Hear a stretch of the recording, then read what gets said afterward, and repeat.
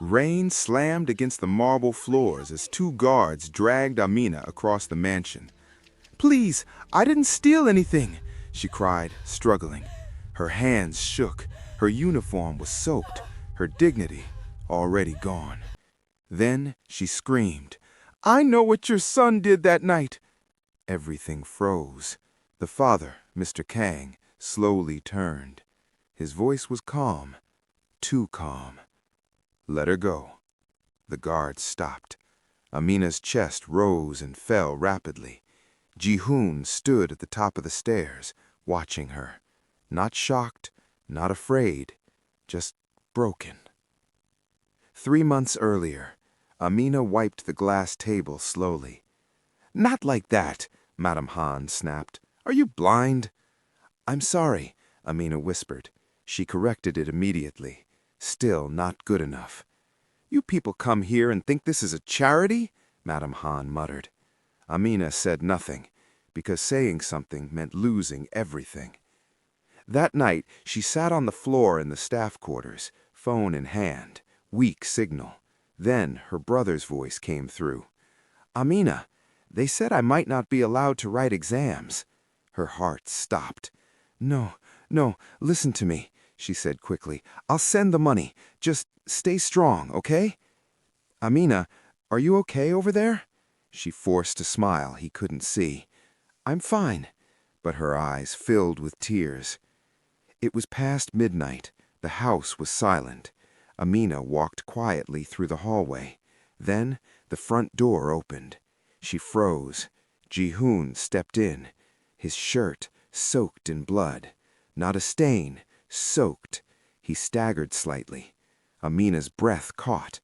Their eyes met. Silence. Heavy. Dangerous.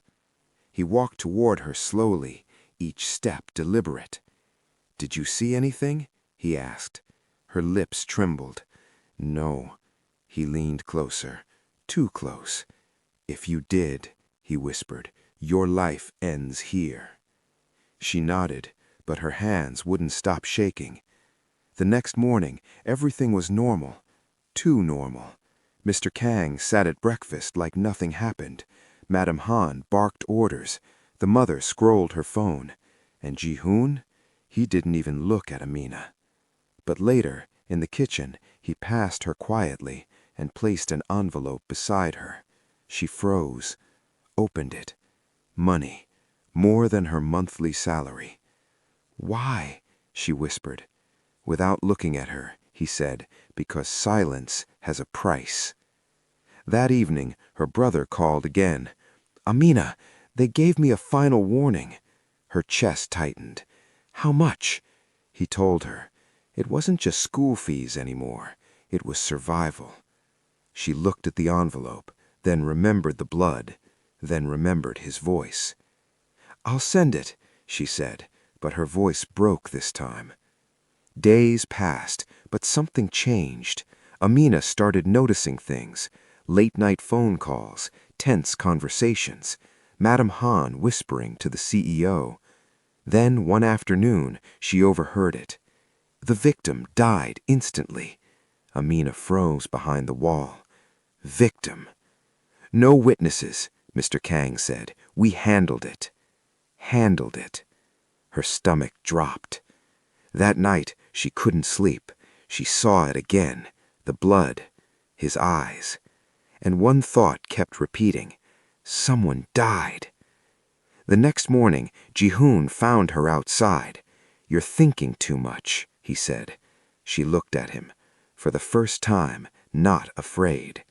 "What happened that night?" Silence. Then, "I made a mistake." "That's not a mistake. Someone is dead," she snapped.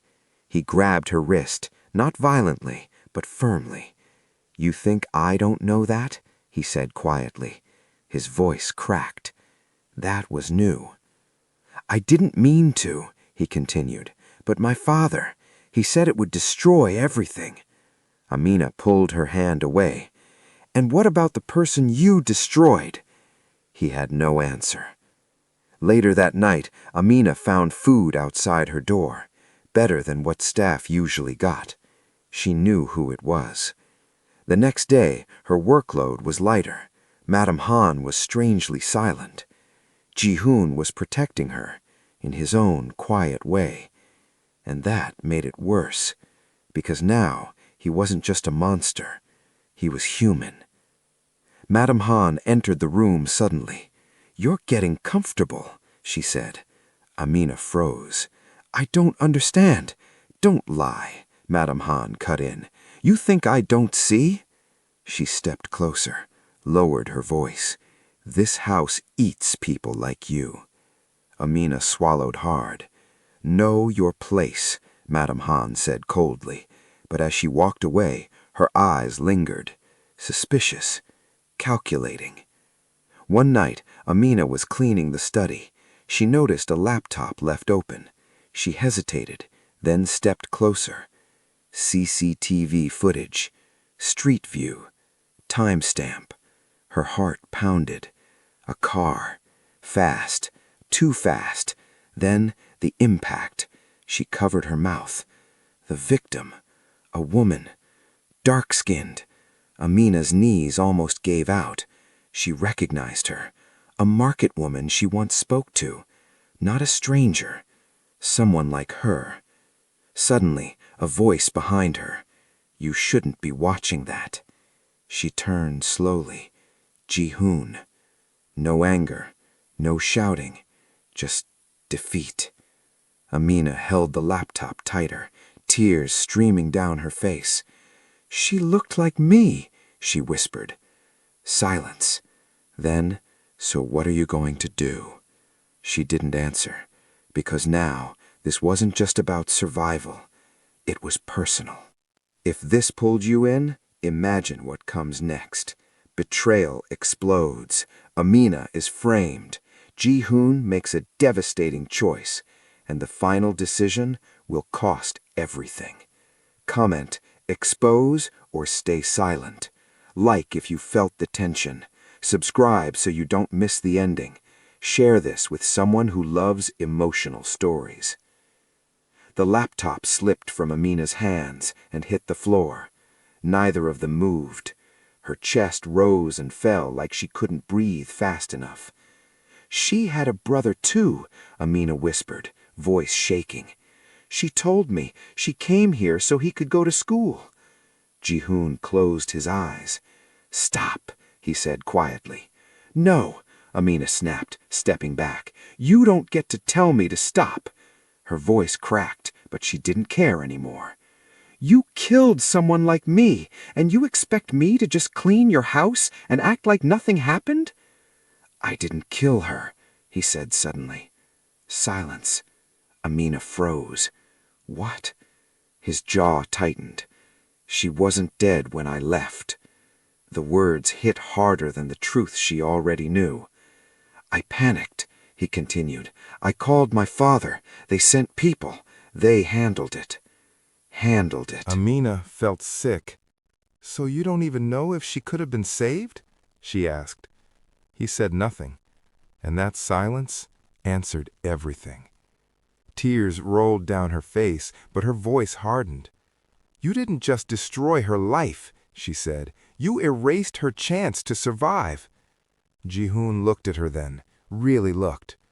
"I've been trying to fix it," he said. "How?" she shot back. "By giving me money? By protecting me inside this prison?" His voice broke. "I was going to confess." Amina blinked. "You're lying." "I'm not." "Then why haven't you?" He swallowed. "Because if I do, my father will destroy you first." That stopped her, and he saw it. "That's how this works," he continued. "You think you're choosing between truth and silence, but you're not." He stepped closer. "You're choosing who gets destroyed first." Her heart pounded, because deep down, she knew he was right. The next morning, everything felt wrong. Too quiet, too controlled. Madame Han avoided her eyes completely. Mr. Kang didn't acknowledge her existence, and Ji-hoon, he didn't come out of his room. By afternoon, the police arrived. 2 officers, polite, smiling, Dangerous. "A few questions," one of them said. Amina's stomach dropped. They sat her down in the living room. Mr. Kang stood nearby, calm as ever. "We received an anonymous tip that someone in this house may have information about a recent accident." Amina's fingers trembled. Anonymous tip?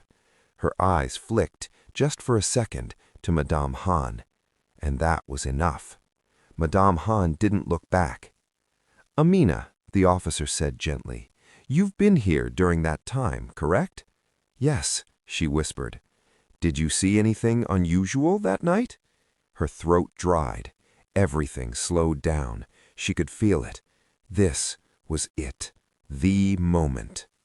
Before she could speak, Mr. Kang stepped forward. "She's new," he said smoothly. "She barely speaks Korean. I doubt she understands your question."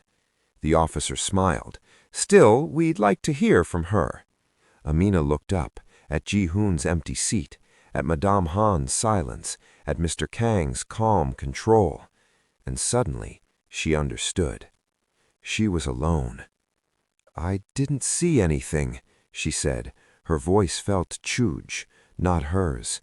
The officer studied her, then nodded slowly. "All right." As they stood to leave, one of them paused, turned back. "And just so you know," he looked directly at her, "withholding information in a criminal case is also a crime." Then they left. The door closed, and so did something inside Amina.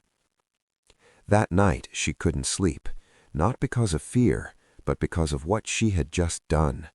She chose, and now she had to live with it. Days passed, then weeks. Her brother called again, excited this time. "Amina, I got it! A scholarship! Someone paid everything!" She sat up. "What?" "Yes, they said it's anonymous, but everything is covered. School, books, everything."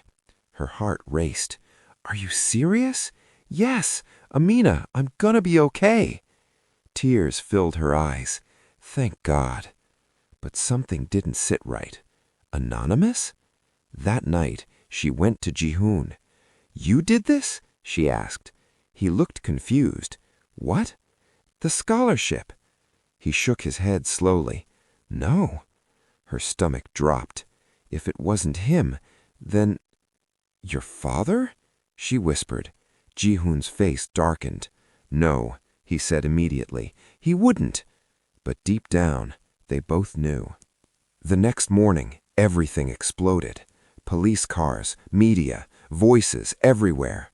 Amina was dragged out of the house, just like before, rain pouring, people shouting, cameras flashing. "I didn't do anything," she cried, but no one listened. "Housemaid involved in fatal accident cover-up. Foreign worker suspect in hit-and-run case." Her world spun. "What are you talking about?" she screamed. Then she saw it. A photo, her, near the scene, edited, framed. She turned, slowly, to Mr. Kang. He stood at the entrance, watching, untouched. "You said you didn't want to be destroyed," he said calmly. Her chest tightened. "So I gave them someone else." The world went silent. "You..." He stepped closer, voice low. "You should have stayed invisible." Tears streamed down her face. "This is what happens when people like you forget their place." Then a voice cut through everything. "Stop!" Ji-hoon. He walked forward, not hesitant this time, not broken, done. "This ends now." Mr. Kang's expression hardened. "Go inside." "No." Their eyes locked. Years of control, breaking. "I was driving." The crowd went silent. The cameras turned. Amina froze. "No," she whispered. "You don't have to do this." "Yes, I do," he said without looking at her. His voice was steady now. "I hit her." Mr. Kang stepped forward. "Enough." But Ji-hoon didn't stop. "And my father covered it up." Gasps, whispers, chaos. "You think this will save her?" Mr. Kang said coldly. Ji-hoon looked at him, for the first time without fear. "No," he said, then turned to Amina. "But maybe it will free her." Everything moved fast after that. Arrests, headlines, court, Mr. Kang's empire cracking, Ji-hoon confessing, and Amina standing outside it all, not inside, not trapped, but not whole either. Weeks later, she stood at a bus stop, a small bag beside her. No job, no status, no protection, but something had changed. Her phone buzzed. A message, unknown number. Your brother's scholarship was from me. Her breath caught. Another message. I couldn't save her, but I didn't want another life destroyed because of me. No name, but she knew. She looked up. Across the street, a police van passed. For a second, she saw him, Ji-hoon. He didn't look away this time, and neither did she. No words, just truth. The van disappeared, and for the first time, Amina exhaled. Not because things were okay, but because she was no longer silent.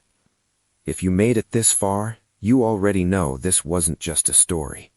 So tell me, if you were Amina, would you have spoken up or stayed silent to survive? Drop your answer in the comments. Like if this story hit you.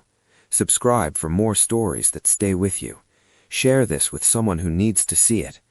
Because sometimes silence doesn't protect you. It just delays the cost.